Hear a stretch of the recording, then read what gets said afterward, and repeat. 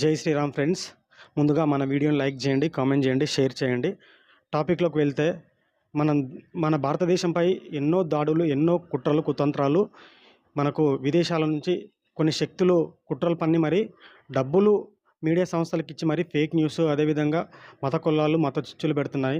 అదేవిధంగా మన భారతదేశంలో మైనార్టీలు అని చెప్పుకునే కొన్ని వర్గాలు మాత్రం నీచాతి నీచంగా ప్రవర్తిస్తున్నాయి.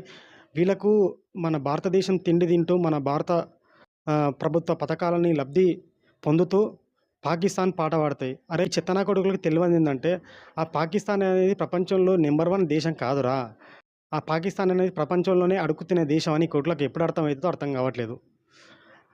మనకు ఆగ్రాలో వచ్చేసి ఉత్తరప్రదేశ్ రాష్ట్రంలోని ఆగ్రాలో ఒకడు వాని ఇంటిపై పాకిస్తాన్ జెండా ఎగరవేసిండు.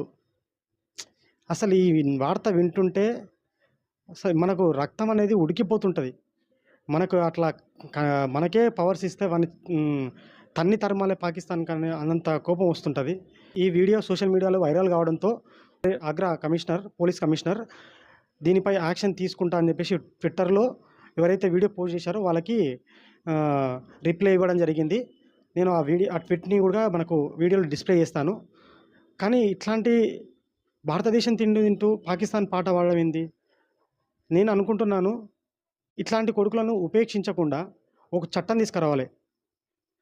ఇట్లాంటి పాకిస్తాన్ పాట పాడే, చైనా పాట పాడే కొడుకులను డైరెక్ట్ ఒక చట్టం తెచ్చి వాళ్ళని ఆ పాకిస్తాన్ బార్డర్ అవతల వదిలేయాలి. వాడి యువతలకు రావద్దు ఇంకా.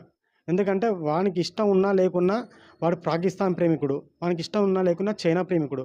కాబట్టి వాడిని ఐడెంటిఫై చేసి ప్రభుత్వమే ఖర్చులు భరించి వాడిని పాకిస్తాన్ బార్డర్ అవతల, చైనా బార్డర్ అవతల వదిలేయాలి.